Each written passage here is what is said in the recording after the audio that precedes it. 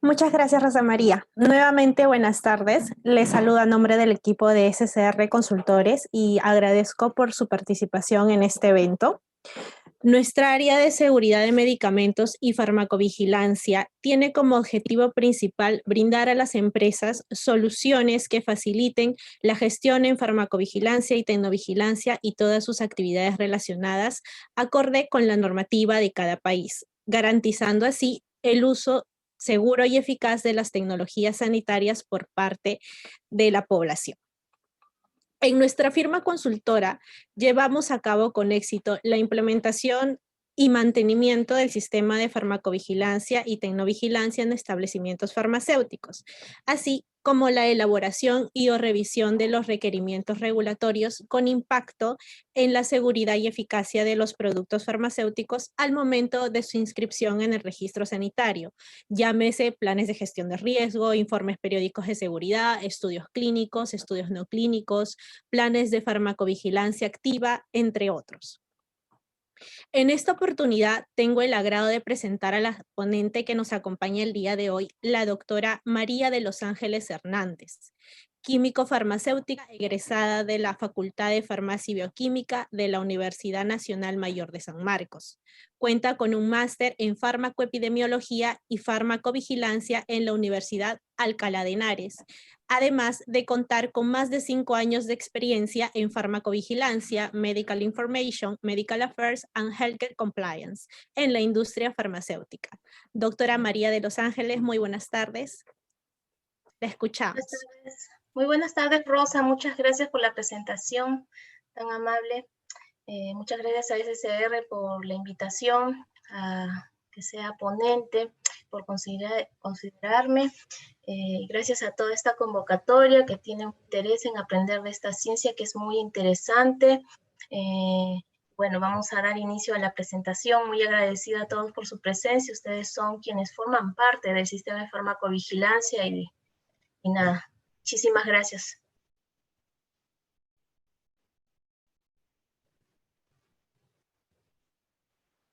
¿Empiezo a compartir pantalla? Sí, doctora, por favor. Muchísimas gracias. Listo. ¿Me confirman si pueden ver mi pantalla, por favor? Sí, doctora, sí la podemos visualizar. Listo. Bueno, vamos a dar inicio a esta presentación. Bueno, les vuelvo a reiterar las gracias por su presencia y bueno, vamos a hablar sobre las herramientas claves, conceptos claves que vamos a tener en cuenta en qué es la farmacovigilancia, cómo podemos implementar un sistema de farmacovigilancia y los lineamientos que son básicos y claves para poder tener en cuenta un sistema de farmacovigilancia sólido en donde vayamos a realizar la farmacovigilancia como tal. Soy María de los Ángeles, ya me presentaron, voy a declarar también mi conflicto de interés. Actualmente me desempeño como responsable de farmacovigilancia en la industria farmacéutica en Boehringer Ingelheim. Todas las opiniones, todo lo que voy a hablar acerca de este webinar, pues son criterios propios en base a mi experiencia en el área de farmacovigilancia que vengo desarrollando ya desde hace unos años. ¿Sí? Y para empezar, pues vamos a hablar sobre los conceptos claves y lineamientos generales que hay en farmacovigilancia, ¿no? La farmacovigilancia es una ciencia que se encarga de las actividades relacionadas a la detección, a la evaluación, a la comprensión y prevención de efectos adversos y los problemas que están dedicados a ellos. ¿Sí? Esto es un concepto general de la OMS y que va a ser muy usado a nivel de todas las autoridades regulatorias, ¿sí? Y este es un conjunto de procesos que podemos ver aquí, ¿no? Como les mencionaba, es la detección. Desde que yo detecto qué es un evento adverso, una reacción adversa, lo comprendo, lo evalúo, ¿no? Hago el análisis de causalidad, el análisis de señales y en conjunto con ello, pues viene la parte preventiva, ¿no? ¿Qué acciones hago para poder minimizar el riesgo, para poder prevenir?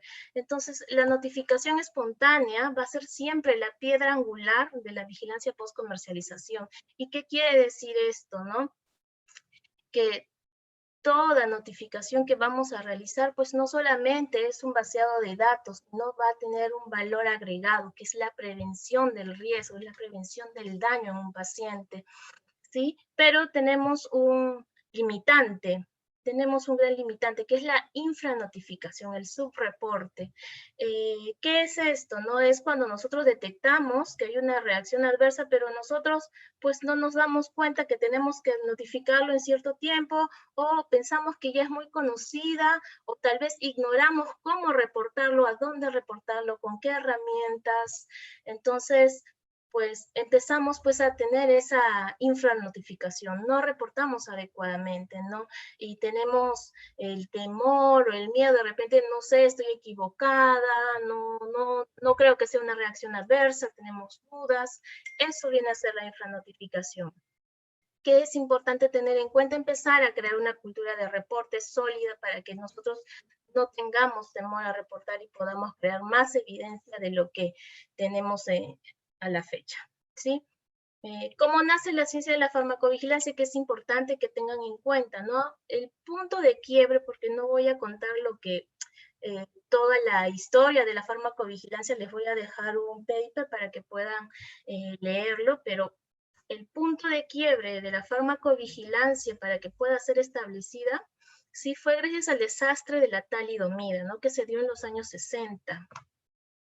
Fue un medicamento muy utilizado, aparentemente seguro, se le prescribía a las mujeres embarazadas, sí, como un sedante y un antiemético muy bueno, porque tenía efectos para contrarrestar las náuseas y vómitos de estas mujeres, ¿no? Y también las calmaba, les daba sueño, ¿no?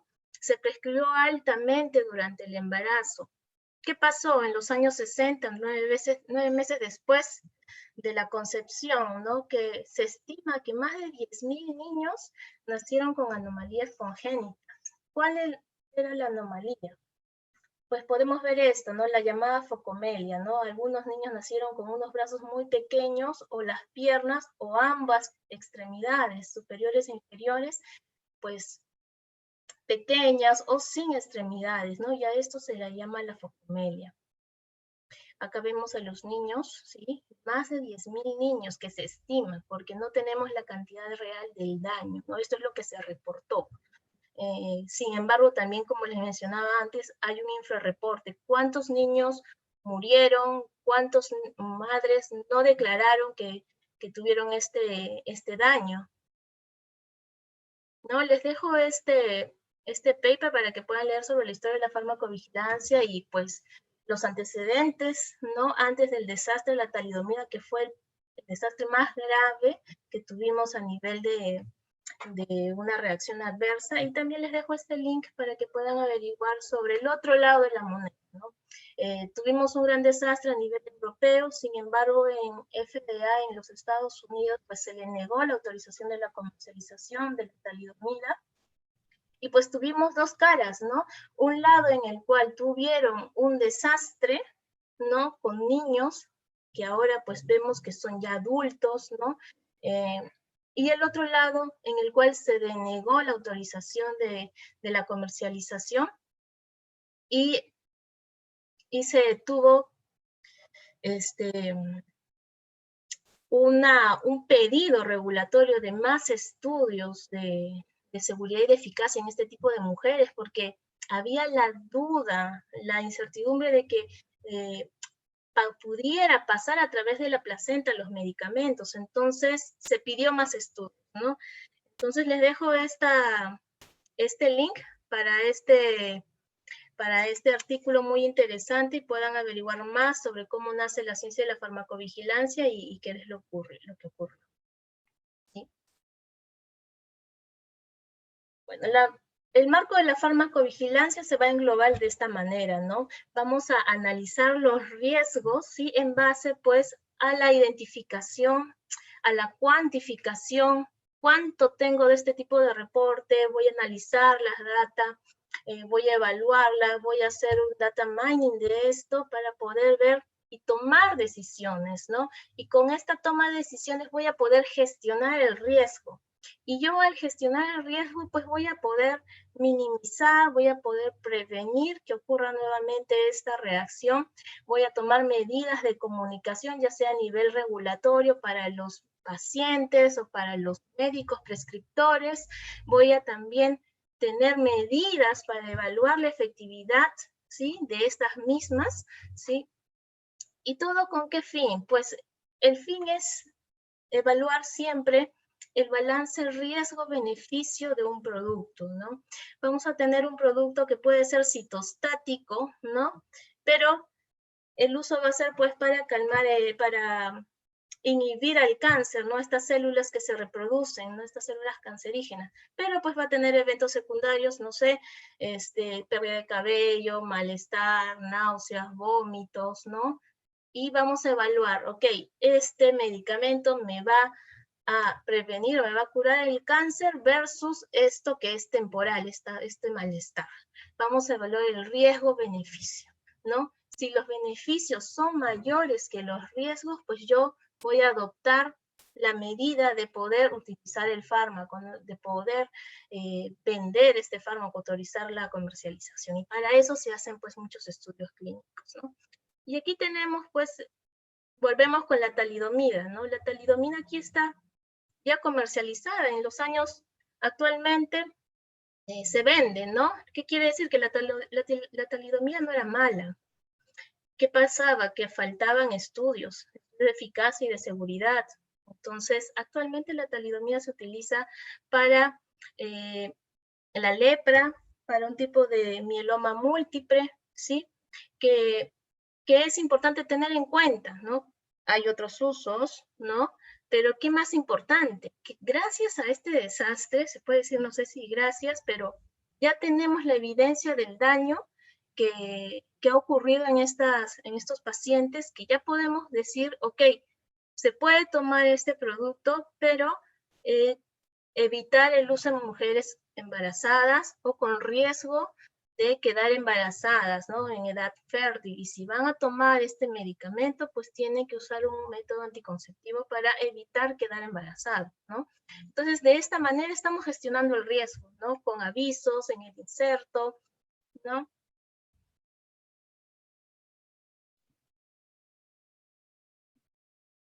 También vamos a hablar un concepto clave que es importante mencionar de un evento adverso, ¿no? Un evento adverso es cualquier circunstancia médica nociva, ¿sí?, que ocurra en un paciente mientras consume un producto. Pero ¿qué va a pasar aquí? Vamos a tener una temporalidad, sin embargo, no va a haber una relación causal, no va a haber una relación causa-efecto. Y les dejo un ejemplo que les va a servir bastante, la caída, ¿no? Un paciente está tomando X producto para la tos, ¿okay? Imaginamos, y mientras está consumiendo este producto, pues sufre de una caída, ¿no? Se cayó. ¿Cuál es el evento? La caída, ¿sí? Va a tener una relación causa-efecto, que cada vez que el paciente consuma este jarabe, le va a dar una caída, ¿no? Probablemente no, ¿no? Va a haber una temporalidad, pero no va a ser una relación causal. Vamos a tener otro ejemplo. Vamos a tener el ejemplo de RAMS, ¿sí? De una RAM como tal, una reacción adversa al medicamento, que sea una circunstancia clínica que ocurre en un paciente, ¿sí? Pero que tiene una relación causal. En este caso vamos a hablar ya del evento de la reacción adversa, mareos. Vamos a ver acá el paciente que también consumió el mismo producto, es el mismo paciente, ¿sí? Pero sintió mareos y se resbaló, ¿sí? Pisó en falso, cayó. Entonces, una reacción adversa va a ser la suma ya de un evento adverso más una relación causal, ¿sí? Y va a ser la temporalidad también. Va a haber un espacio de tiempo en el cual vamos a poder expresar. Esto no va a ocurrir antes de consumir el fármaco, siempre va a ocurrir después de consumir el fármaco. Entonces, podemos ver en un lado y que tenemos un espacio-tiempo, pero no hay una relación casual. No es causal, ¿no? Es casual, disculpen. Y en este lado, pues tenemos una reacción causa-efecto, ¿no? De repente el producto que estaba consumiendo tenía un antihistamínico que le dio sueño y se cayó. Y esto lo podemos ver ya en un seguimiento, ¿no? Anteriormente estábamos hablando de una caída, pero luego cuando haces un seguimiento, pues tenemos la información y nos dice, sí, me caí porque sentí mareos. Se me nubló la vista y me mareé y me caí, ¿no? Entonces, ya tenemos una reacción fisiológica que ha cambiado en el cuerpo de este paciente. Entonces, es muy importante tener un ojo clínico agudo para poder detectar cuál es una reacción adversa y cuál es un evento adverso, ¿no? Un evento adverso puede ser todo lo que le puede ocurrir al paciente, desde una caída, le cayó una maceta, pueden ser cosas ilógicas, pero no necesariamente van a tener una relación causal con el medicamento, ¿no? Todo lo contrario, una reacción adversa al medicamento. ¿Qué información adicionalmente va a abarcar la farmacovigilancia? Y es importante que tengan en cuenta es la sobredosis, que puede o no tener un daño, ¿sí? Desde que se consumió 2 veces un mismo producto, porque se olvidó el paciente, hasta una sobredosis intencional, ¿no? Que el paciente se haya querido tomar un blister o una caja de un producto X, y ahí pueda tener un daño. En los errores de medicación, que también pueden o no tener daño, que es muy importante también detectarlo si hay un error y nos dimos cuenta antes de entregar el fármaco o el paciente te dijo, oye, me diste algo equivocado, me diste un producto de 110 miligramos por 150. Entonces, ese error, a pesar de que el paciente no lo consumió, es un error potencial que es importante notificar, pues, para poder tomar las medidas preventivas y evitar que vuelva a ocurrir. Porque si vuelve a ocurrir, no tomamos las medidas preventivas, podríamos causar un daño, ¿no? Entonces, ver qué pasó. Los frascos están cerca, son muy parecidos. Esto ocurre mucho con los medicamentos genéricos, ¿no? El abuso, el uso indebido de un fármaco, cuando lo usas también fuera de inserto. ¿Qué es el uso fuera de inserto? El uso fuera de inserto es cuando uno consume el medicamento, ¿sí? El producto está indicado solamente para la diabetes mellitus tipo 2, pero yo digo, ok, lo voy a utilizar también, pues, porque yo he visto que en otro lugar, o la experiencia me dice, que también sirve, pues, para el sobrepeso, ¿no? Y no está autorizado en el país, ¿no? O el uso que actualmente hemos visto, ¿no? Que es la hidroxicloroquina, que no está autorizada, pues, para el COVID, pero en base a la experiencia, en base a pequeños estudios preclínicos y todo ello, pues, dijeron, ok, hay que usarlo porque es lo único que necesitamos, ¿no? Lo que tenemos ahora.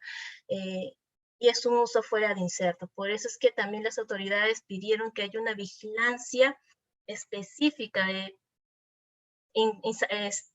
especialmente con ellas, ¿no? ¿Para qué? Para hacer un seguimiento con estos pacientes, para ver el desenlace de ellos, cómo se está comportando el medicamento a esta dosis con este medicamento. Entonces es importante una vigilancia intensiva de este fármaco, ¿no? Aunque aparentemente no haya un daño, ¿no? Porque puede haber usos fuera de inserto que tengan o no un daño. Toda exposición al embarazo de un fármaco es notificable, ¿sí? ¿Por qué? Porque genera la evidencia, ¿no? Vemos el caso de la talidomida, ¿no? Que tuvo daño, pero hay otros casos en los cuales puede no haber un daño, o dependiendo del estadio en el que la mujer lo consume. Entonces, esta exposición, ya que no hay mucha información, no hay evidencia del fármaco con este tipo de población especial, es notificable. La falta de eficacia siempre va a acarrear un evento, un daño. ¿Qué pasa si yo consumo mi fármaco, pues, para la glucosa, para la diabetes, y veo que no me hace efecto, ¿no? Digo, este medicamento es de mala calidad, o es falsificado, o qué ha pasado, pero ya no me hace efecto. Entonces, cuando hablamos de falta de efecto, no solamente es la falta de efecto como tal, no tiene daño, ¿no? Si no estoy consumiendo mi fármaco porque no me está haciendo efecto, ¿qué voy a tener? Una hiperglucemia, un daño a nivel de vaso.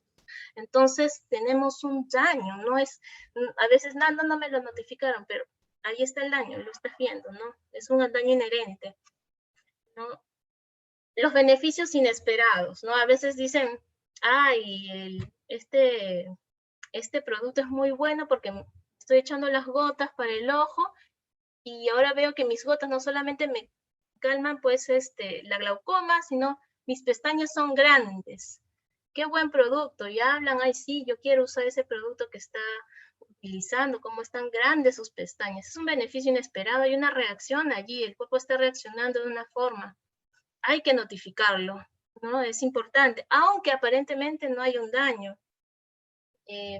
La sospecha también de transmisiones de un agente infeccioso que ha ocurrido ahora pues en la región, ustedes han visto con las toallitas húmedas de Haggis, es un ejemplo muy, muy grande, ¿no? Que les puede demostrar que sí puede haber una transmisión de un agente infeccioso en ciertos productos. Era un producto sanitario, ¿no? Muy utilizado pues para personas pues niños, bebés, ancianos, y justamente esa era la población de riesgo que tenía la tendencia a caer enferma por este agente infeccioso, ¿no?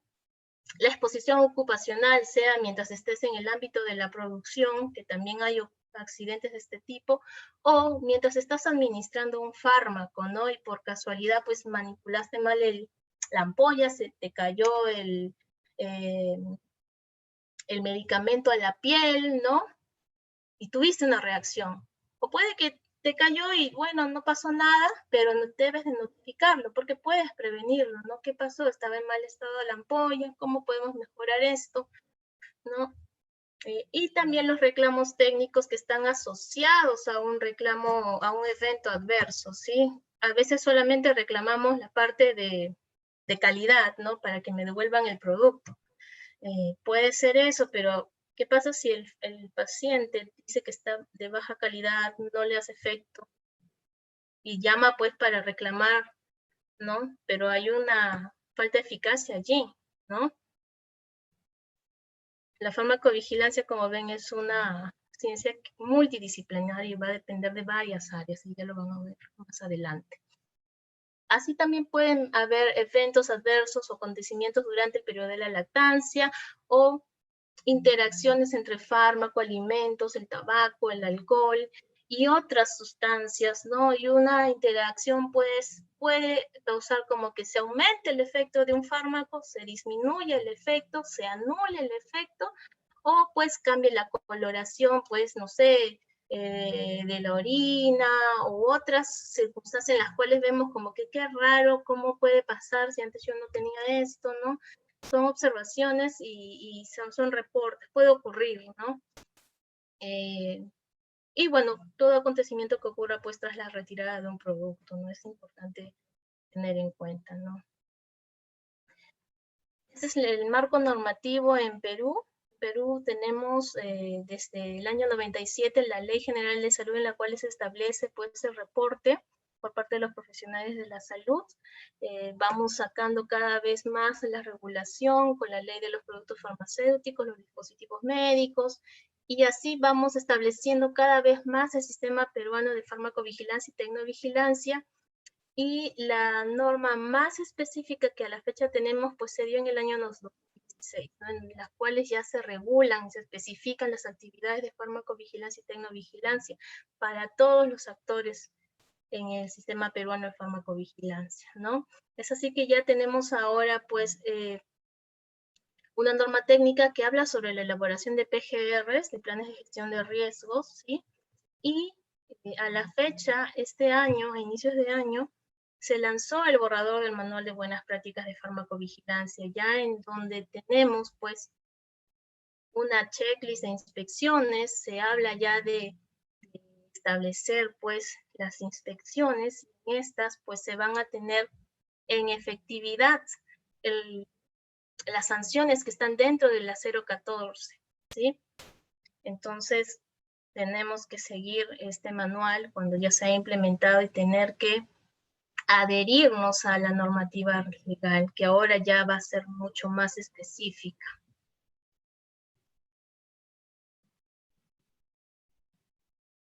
El marco normativo en Bolivia. Bueno, en Bolivia tenemos desde la ley del medicamento, ¿sí?, que se dio en el 96 y habla sobre establecer los sistemas de farmacovigilancia, y cuando ya se hace realidad en el 2011 y se establece pues el Sistema Nacional de Farmacovigilancia y pone de uso ya los formatos de la ficha amarilla, la ficha azul para fallas de eficacia, falla terapéutica, y también en este año se dio el manual de cómo completar pues el formulario de estos dos, ¿no? Y también está el de SAVIS, ¿no? Que ese es otro formulario muy importante tener en cuenta. Dentro de esta normativa pues está también el manual de buenas prácticas de farmacovigilancia, que se adhiere al manual de la OPS, ¿sí?, en el cual se dan los lineamientos básicos pues para tener un sistema de farmacovigilancia, y también se habla acerca de la relación causal y cómo evaluarla, ¿no?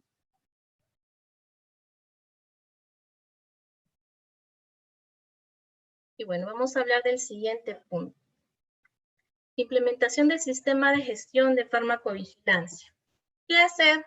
¿Cómo lo vamos a hacer? ¿No? Es muy, muy importante tener en cuenta, ¿no? Porque ya estoy hablándole de la normativa y de los conceptos, ¿no? Una vez que ya tenemos en claro lo que tenemos que hacer, que es la farmacovigilancia, ahora tiene que salir el qué y el cómo, ¿no?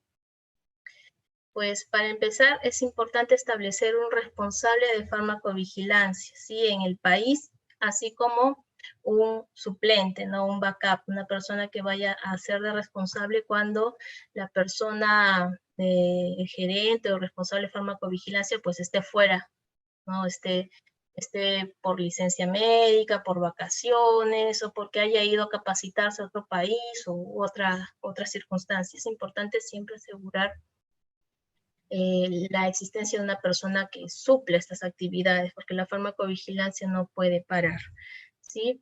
Que es necesario que sea un profesional de la salud, ¿sí?, el cual va a ser el punto de contacto ante la Autoridad Nacional de Medicamentos, y que esté capacitado pues en farmacovigilancia y farmacoepidemiología. Es muy importante esto porque en las inspecciones se va a pedir cuál es el perfil de este personal, ¿no? ¿Conoce qué es la farmacovigilancia? ¿Sabe lo que está haciendo? ¿Sabe la importancia de lo que está haciendo? Este responsable pues va a gestionar y mantener el sistema de farmacovigilancia en donde esté laborando, sea en un laboratorio, en una droguería o en un hospital, ¿sí? Y es importante pues poder evidenciar la capacitación dentro del CV y su file de capacitaciones del responsable, ¿no? Va a tener que tener todas sus capacitaciones pues en un file, o ya sea en digital o impreso. Dependiendo de la autoridad, pues van a poder hacer la aclaración de que este responsable pueda residir o no en el país. Esto ya va a depender de la autoridad en donde se encuentre. En Perú sí es necesario tener un responsable que resida en el país, que esté localizado en Perú, ¿sí? Y así también el suplente, ¿no? Y en caso de ausencia, pues notificar, ¿no?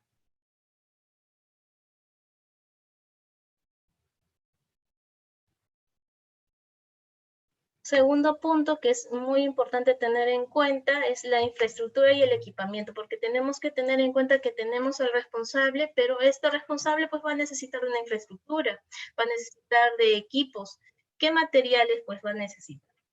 Va a necesitar tener un lugar donde pueda recibir las notificaciones de reacciones adversas, ¿no?, de forma confidencial. Va a necesitar una oficina, va a necesitar un espacio para poder trabajar, va a necesitar tener un correo, una computadora, el teléfono, un celular de la compañía, ¿no?, desde la impresora, el internet, ¿no? Bases de datos científicas para poder investigar acerca de las RAMs de Micromedes, PubMed, ¿no? Y también va a tener que tener a la mano los insertos, ¿sí? Para poder evaluar las reacciones de causalidad. Entonces, estos son requisitos indispensables para poder llevar el trabajo de una persona que está en farmacovigilancia, ¿sí?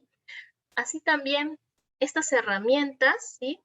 Ya sea el sistema mismo que te utilices para reportar las reacciones adversas, o tu Excel, tu tabla Excel en la que usas para poder registrarlo a modo de tracker, va a estar sujeto siempre a controles apropiados. ¿Qué quiere decir? Yo voy a tener que validar el funcionamiento de esto, ¿sí? Desde mi correo electrónico, a ver si me da un acuse, si lo recibí bien, desde el teléfono, si está operativo, si opera el mensaje fuera de horario de oficina, si está ok, ¿no? Si tengo todos los insertos, todo ello tengo que validarlo, ¿sí?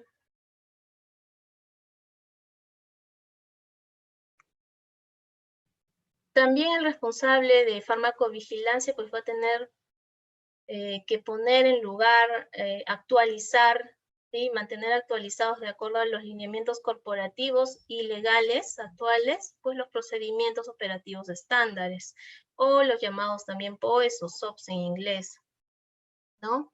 Va a tener desde que actualizar y poner en lugar los formatos, los manuales y los POEs, que ya son los procedimientos más grandes. Y dependiendo de la compañía, pues también podrían implementar una política de farmacovigilancia, que ya viene a ser una norma de mayor peso que puede dar más valor a la compañía, ¿sí? Eso ya va a depender del tamaño de la empresa y cómo ven ellos la farmacovigilancia, ¿no? Pero poner ya una política va a implicar que todos los colaboradores estén ya comprometidos también con la farmacovigilancia, porque la farmacovigilancia no es algo que se hace pues en un solo lugar, en un solo departamento, ¿no? Lo hacen todos los trabajadores, ¿no? Y la farmacovigilancia y estos procedimientos operativos pues van a estar siempre de la mano de la gestión de la calidad, ¿sí?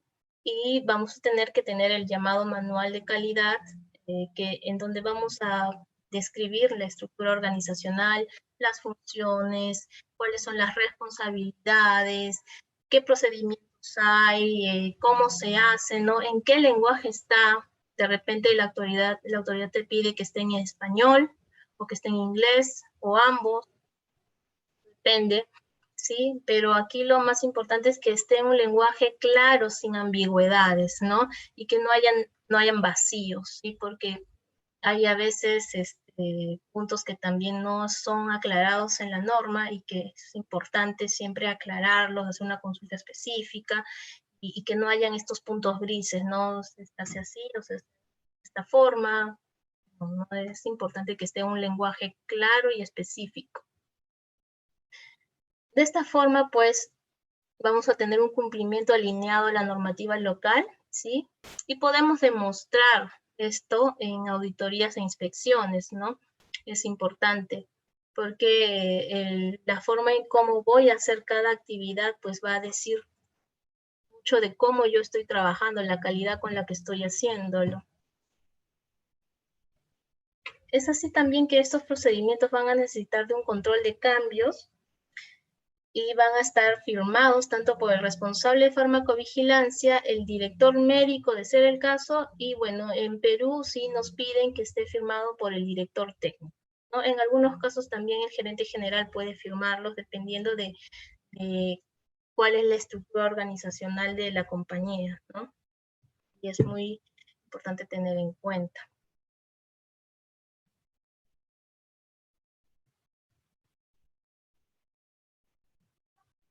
¿Qué procedimientos son básicos para tener en cuenta y poder actualizarlos, establecerlos, ir implementándolos? Pero el primero básico es el de la gestión de las notificaciones, cómo yo recibo, cómo las analizo, cómo las evalúo, cómo las envío a la autoridad, cómo las traqueo, ¿no? El IPS, los PSURs, ¿no? Los informes seguridad, cómo se hacen, quién los valida, si hay un tercero que lo está haciendo, quién realiza el quality check, la revisión de calidad, la elaboración de los PGR, se está haciendo de acuerdo al manual de buenas prácticas, cómo se está realizando, lo hace un tercero, te lo envían de corporate. Los estudios post-autorización, que son los famosos PAS o EPAS, si la autoridad nacional te lo pide, ¿lo estás haciendo? ¿Estás cumpliendo con los plazos? ¿Cómo estás notificando las reacciones adversas? Es muy importante alinear ello. ¿Cómo estás llevando a cabo también, ¿no?, la evaluación y la identificación de señales, ¿no?, para que puedas evaluar el balance riesgo-beneficio? También tienes que tener un manual de ello, un procedimiento operativo, ¿no? Se hace de esta manera, con este tipo de herramientas. Hay otro manual también que habla sobre la implementación y el seguimiento de las medidas que te puedan pedir la autoridad. Es decir, desde que cambies el inserto, desde que puedas hacer una comunicación a los médicos o a los pacientes, medidas de minimización del riesgo y cómo lo estás implementando, cuáles son los tiempos, están de acuerdo a la normativa, ¿no? Si no lo especifica la normativa, ¿ante qué norma lo estás haciendo? ¿Norma internacional? ¿Cómo lo estás haciendo, no? La gestión de la información también, cómo haces la respuesta de este tipo de solicitudes, ¿no? Otro tipo de POEs es la gestión de bases de datos en farmacovigilancia, ¿sí? Cómo lo estás manejando, ¿no? Puedes utilizar pues una herramienta, lo más básico desde un Excel, para que puedas registrar las reacciones adversas y tener allí cuándo vence, cuándo te toca someterlo a la autoridad, ¿no? Cuándo lo recibiste, colocar el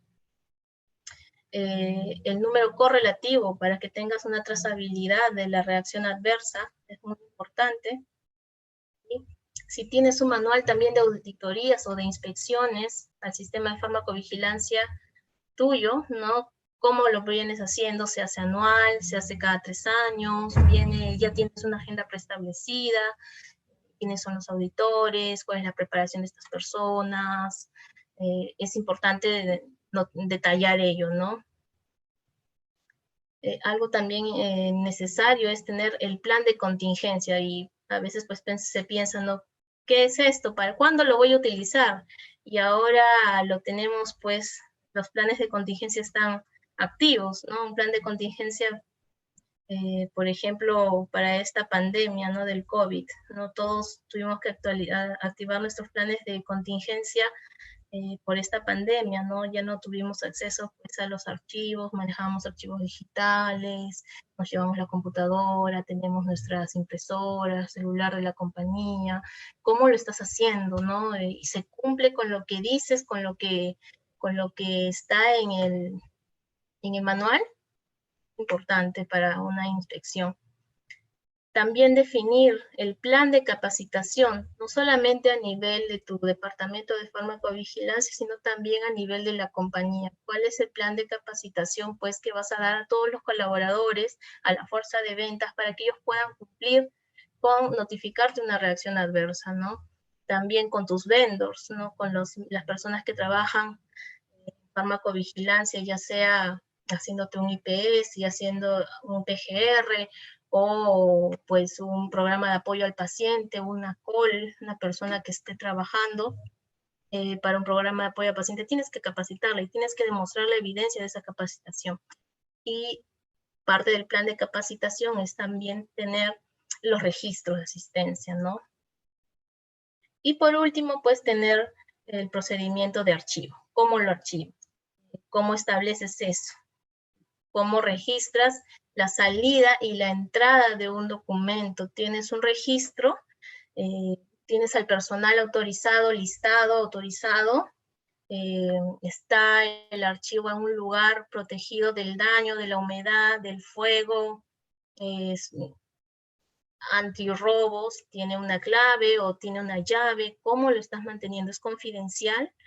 ¿No? Esto tiene que estar bien delimitado en nuestros procedimientos, ¿sí?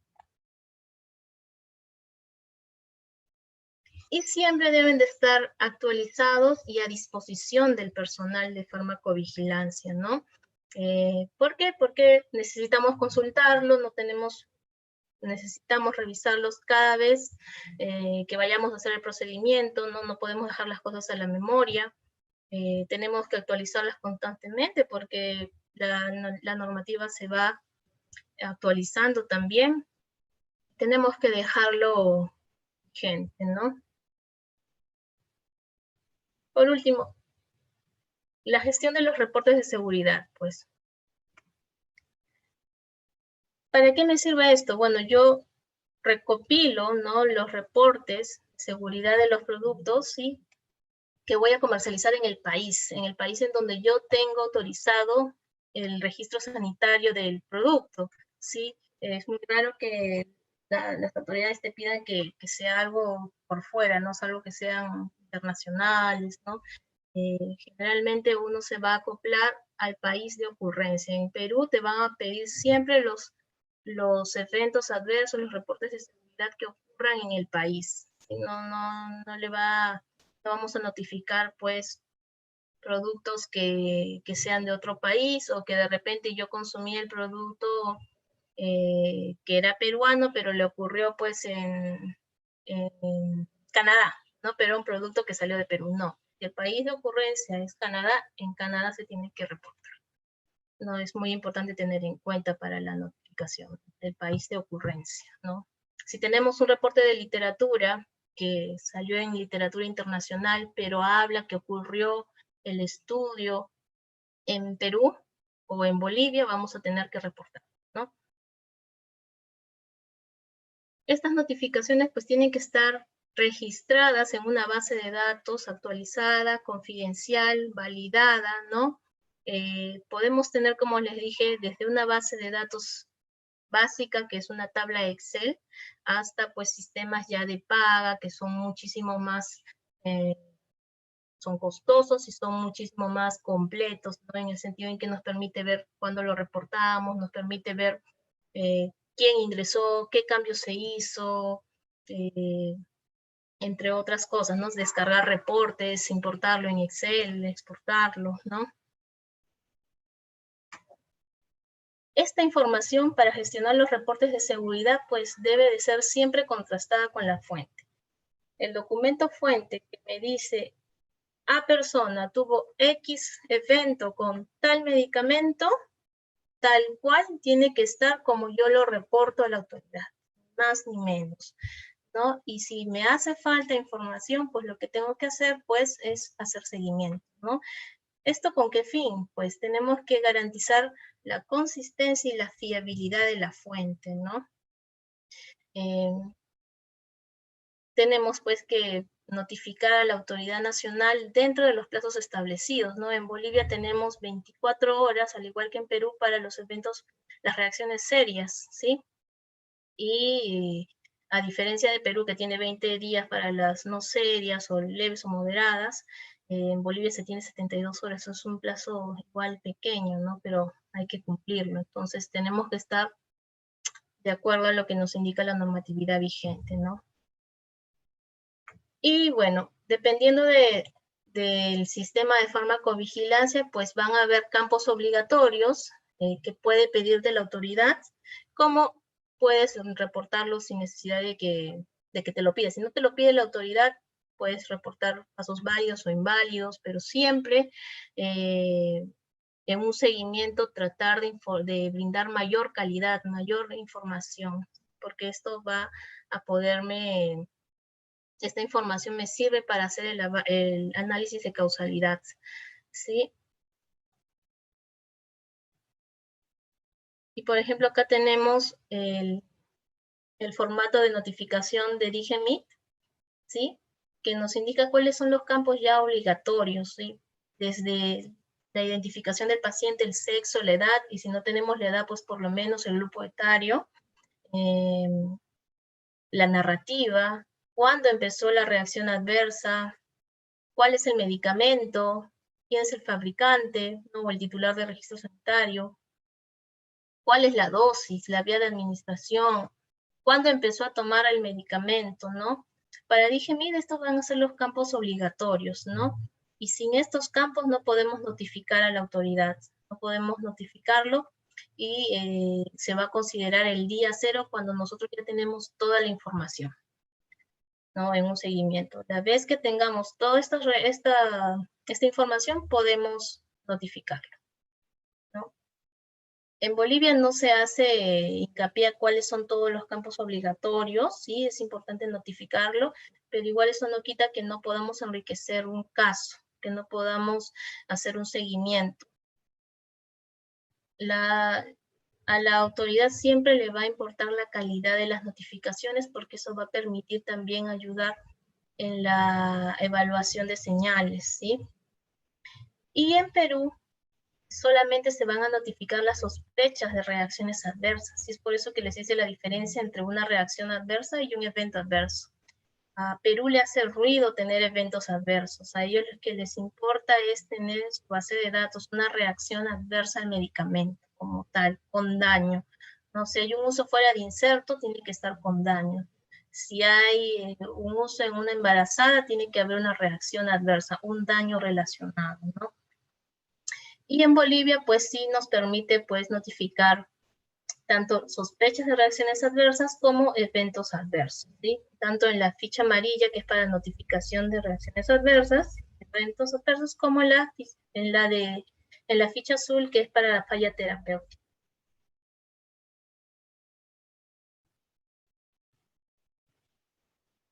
Vamos a ver también cómo analizamos la causalidad. En Perú tenemos ya un algoritmo aprobado, que es la resolución directoral la 813-2000, que nos habla sobre los criterios y el puntaje para evaluar la relación causal con ciertas preguntas, ¿no? Y muy similar, por no decir igual, está en el manual de Bolivia, ¿sí? en el sistema de farmacovigilancia de Bolivia, está también la evaluación en base al algoritmo de Cari-Lasaña, ¿sí? Que también va a tener los puntos que tiene el algoritmo de DIGEMIT. Hay una similaridad, son idénticos y nos permite hacernos las preguntas para poder evaluar esta causalidad, ¿no? Y también van a establecer los criterios de gravedad, ¿no? Una leve, una moderada, ¿sí? Que entran a ser reacciones no serias, y una grave que se va a considerar de acuerdo a si pone en riesgo la vida del paciente, si hay una anomalía congénita, si hay una hospitalización o muerte del paciente, ¿no? O si es algo ya médicamente significativo, ¿no? Que el médico ya lo declara como tal. Entonces es importante tener en cuenta estas herramientas para poder, pues, evaluar las reacciones adversas. ¿Qué herramientas utilizan las autoridades para poder nosotros como titulares o como profesionales de la salud notificar? En Bolivia tenemos una herramienta que ha salido recientemente, ¿sí? En las cuales ya está la información del formato 20 y el 29, que es la ficha amarilla y la ficha azul, la parte terapéutica, en la cual nos puede permitir colocar nuestros datos como notificadores y la información relacionada a una reacción adversa. Y en Perú, pues, utilizamos el e-reporting. El e-reporting va a ser una herramienta muy útil para poder notificar las reacciones adversas, muy amigable. Tiene una limitante. La limitante es que solamente me permite notificar casos iniciales y finales, ¿no? Es decir, si tengo toda la información completa de un caso, yo la puedo notificar allí de una sola vez y cerrar el caso. ¿Qué pasa si tengo una información de seguimiento nueva? ¿No? Voy a tener que utilizar, pues, el formato que previamente les he mostrado y enviarlo, pues, por correo electrónico al correo que te autoriza la agencia, ¿no? Que es eNotifam. ¿Qué más? Este es el flujo de cómo trabaja las autoridades regulatorias. Ellos reciben información, notificaciones de los titulares de registro sanitario, de los médicos, de los centros de salud. Van al e-reporting o al XML, que también es otra herramienta que tiene Perú, que es la XML, en la cual nos permite notificar más de 50 reacciones en un solo fichero. Es muy útil, todo para grandes cantidades de notificaciones, y están ya en un lenguaje preestablecido que tiene compatibilidad con el Vigiflow de DGMIT de la autoridad. Esta información, una vez que la recibe la base de datos de las autoridades, va a pasar al Vigiflow, y una vez que es analizada, es validada por las agencias, van a ser importadas a la base de datos global de la OMS, Uppsala, ¿sí? Entonces, este es el flujo de cómo va, desde que nosotros notificamos una reacción hasta cuando llega a la base de datos global, ¿no? Y es evaluada.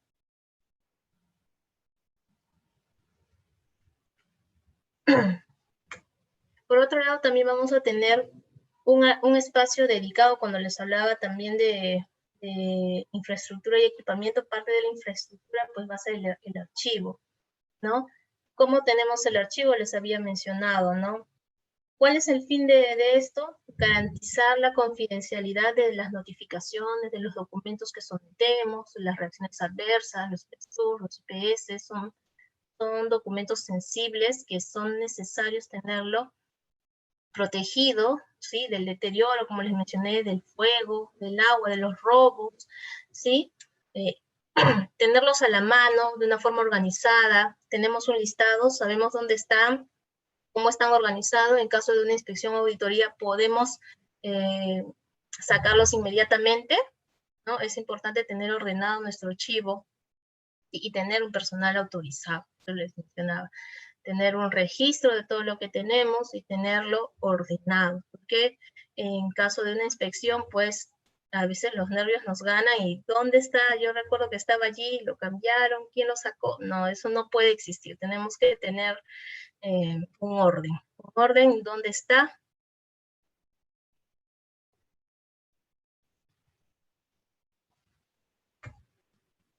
Otro punto que es importante tener en cuenta son los acuerdos y contratos de farmacovigilancia, ¿no?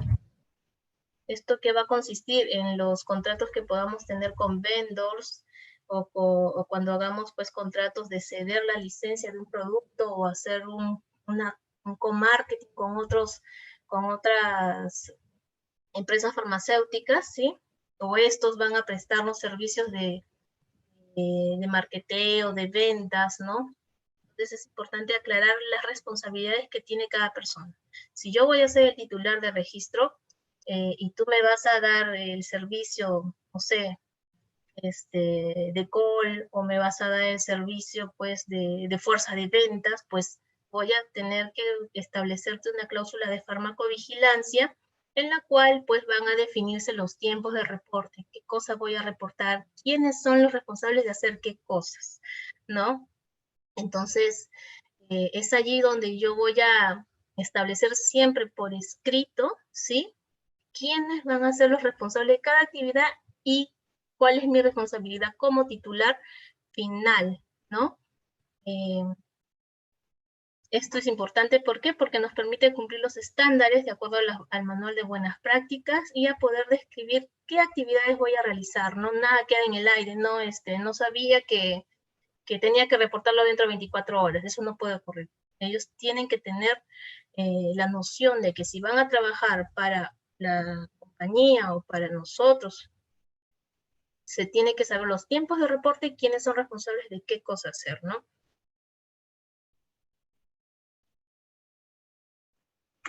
Y los informes periódicos de seguridad, ¿no? Son herramientas que nos contribuyen a evaluar el balance riesgo-beneficio del medicamento, ¿sí? Y nos permite colaborar, nos permite evaluar una señal y la confirmación o no de estas mismas, ¿sí? Tenemos en Perú que se pide IPS, ¿sí? Informe periódico de seguridad, durante 2 años, por 2 años se envía un IPS cada 6 meses, durante los 2 primeros años de comercialización del producto, ¿no? Luego, cada año, por 3 años, ¿sí? A partir de la comercialización, y a partir del 6º año se va a enviar un IPS cada 5 años. Es una normativa, ¿sí? Que ya parametra cada qué tiempo van a presentar el IPS, ¿no? En Bolivia aún no está normado esto, pero se apunta a normarlo, ¿no? A hacerlo.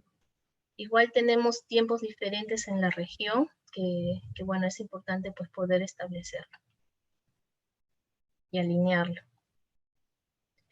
A la fecha no tenemos un manual exacto de cómo hacerlo. Se va a hacer en Perú a partir del manual de buenas prácticas de farmacovigilancia. Ya vamos a tener qué cosas nos pide. Se va a tener en cuenta a partir de que sale el registro sanitario, porque en la 016 no se especifica a partir de cuándo, cuál es la fecha que tengo que empezar a...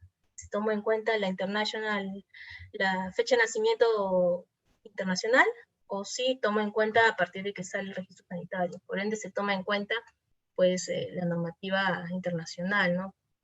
Así como muchas empresas lo están haciendo. Pero ya a partir del manual de buenas prácticas, pues se va a tener que tomar en cuenta ya, que es a partir de que sale el registro sanitario en el país, ¿no? En el país.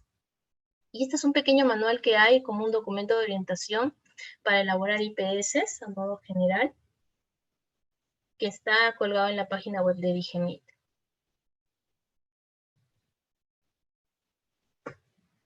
También tenemos otra herramienta que es importante tenerla en cuenta, que es el plan de gestión de riesgos, ¿sí? Que va a ser siempre un conjunto de intervenciones, de actividades que están diseñadas para caracterizar, para identificar, y lo más importante es prevenir y minimizar los riesgos, ¿sí?, de estos medicamentos, ¿no? Yo identifico cuál es el perfil de seguridad del producto, cuál es el plan de farmacovigilancia que tengo para este producto y cómo voy a minimizar el riesgo, ¿no? Voy a hacer comunicaciones, voy a hacer materiales educativos, voy a hacer estudios de uso de medicamentos, qué es lo que voy a hacer para poder notificar, ¿no? Eso es importante, ¿no? Es un documento dinámico, es decir, no está pues escrito en piedra, ¿no? Tenemos que adaptarlo a la realidad del país, ¿no? Es independiente, ¿no? Necesitamos actualizarlo a lo largo de vida del producto. Y en Perú pues se pide para el registro de un producto por primera vez en el país, ¿no? Y si tuvo una presentación de PGR va a corresponder a que se someta a un IPS, ¿no? Están enlazados, ¿no? Esto aplica tanto para productos similares, biológicos y medicamentos, ¿no? Biosimilares. En Bolivia no lo tenemos normado, ¿sí? Como les mencionaba, esto va a hacer a partir de la inscripción de un producto que anteriormente no ha sido registrado en el país, es decir, un producto innovador, ¿sí? También va a ser necesario en la inscripción y reinscripción de un producto biológico, ¿sí? Y también para los biosimilares, ¿sí? Y este PGR, este documento va a ser también solicitado siempre que la autoridad lo requiera, ¿sí? Van a tener que someterlo, ¿sí? Y es muy importante también tener en cuenta que tenemos que someter, según esta normativa actual que tenemos, según este manual, cada vez que haya un cambio significativo, ya sea pues en la dosis, en el cambio de forma farmacéutica o nuevas indicaciones, pues va a ser necesario el sometimiento de un PGR. Y por último, los estudios post-autorización, ¿sí?, que van a ayudar siempre a complementar la información de seguridad y de eficacia del producto farmacéutico. Nos va a permitir, creo que han hablado, disculpe, va a haber, siempre van a estar requeridos a solicitud de la autoridad, pero también un titular de registro sanitario, dependiendo de la estrategia que tenga, va a poder realizarlo de forma proactiva, ¿no? Estos estudios son caros, pero siempre que haya un interés el titular puede realizarlo, ¿no? De forma proactiva o a solicitud de la autoridad, ¿no? A la fecha tenemos una pequeña guía, un documento de cómo presentar un estudio de farmacovigilancia activa, ¿sí? Hay lineamientos generales, también está aquí normado, pero no se establece todavía el cómo, ¿no? Todavía hay un vacío legal que ya se va a ver más adelante con el manual de buenas prácticas. Y bueno, vamos a pasar al último punto, que es auditorías en farmacovigilancia. ¿Es necesario un feedback de lo implementado? ¿Qué opinan? Bueno, vamos a tener auditorías o inspecciones en farmacovigilancia, ¿no? Las auditorías pues van a ser siempre internas, ¿no? En nuestra compañía, en la compañía en donde uno trabaje. Las inspecciones van a ser por fuera, van a ser recibidas por la autoridad, ¿no? A nosotros nos inspecciona la autoridad. Y quienes nos auditan el personal interno, ¿no? Podemos tener un departamento de auditoría, ¿sí? Y esas personas nos va a hacer la auditoría interna del sistema de farmacovigilancia, ¿no? El sistema de farmacovigilancia. Pero las inspecciones van a ser dadas a nivel de la Autoridad Nacional de Medicamentos. Puede ser en el caso de la GEMED o de la DIGEMIT. Es importante diferenciarlos porque a veces pensamos que son lo mismo la auditoría que una inspección, ¿no? Bueno, es importante, es necesaria una revisión por parte de una tercera persona, ya sea pues por una agencia consultora o por el mismo departamento de auditorías que puedan tener la compañía, ¿sí? Ajeno al departamento de farmacovigilancia, pues para cumplir con un principio de 4 ojos. De esta manera evitamos sesgos, ¿sí? Y nos prepara para una inspección por parte de la autoridad, ¿no? Es importante. Esto nos da una oportunidad de mejora y nos permite demostrar nuestro valor agregado. El responsable, en caso de una auditoría o una inspección, pues va a tener que informar a todas las áreas pertinentes que va a haber una auditoría, tienen que colaborar con cierta información, ¿no? Y bueno, estas van a ser todas las interacciones en el Departamento de Farmacovigilancia. El Departamento de Farmacovigilancia es un departamento dinámico, ¿no? Trabaja en conjunto con el Departamento Médico, ya sea con la información médica o eventos adversos relacionados a información médica, programas de apoyo al paciente, con el equipo de legales viendo las cláusulas de farmacovigilancia, los contratos que apliquen, con el Departamento de Recursos Humanos, interactuando con el training plan, ¿no? Cuándo van a entrenar, si se entrena pues a los nuevos colaboradores, se va a interrelacionar también con el Departamento de Auditorías o de Gestión de la Calidad, ¿sí? Va a interactuar con la recepción, que va a ser una ventana de recibir reacciones adversas. Entonces hay que capacitar a esta persona para que pueda estar alerta ante cualquier reacción adversa, ¿no? También está el departamento de ensayos clínicos, ya sean con los sometimientos de los SUSARs o los DSURs, el departamento de ventas en el cual se tiene que interactuar bastante para poder capacitar al personal y poder tener el conocimiento para reportar a farmacovigilancia, y como siempre el departamento de calidad y asuntos regulatorios, que estamos trabajando muy de la mano, ¿no? Porque pues están las cartas, las notificaciones, el PGR, el PSUR, los reclamos de calidad. Entonces, farmacovigilancia no es un departamento pues que trabaja solo, es un departamento que trabaja en conjunto con todos estos departamentos, y es importante pues tener una buena comunicación y tener una buena interrelación para poder trabajar acorde, ¿no? En pro de los pacientes. Y bueno, yo con esto estaría terminando. No sé si tienen consultas, preguntas. Muchísimas gracias. Agradecemos la ponencia de la doctora María de los Ángeles Hernández e iniciamos la ronda de preguntas.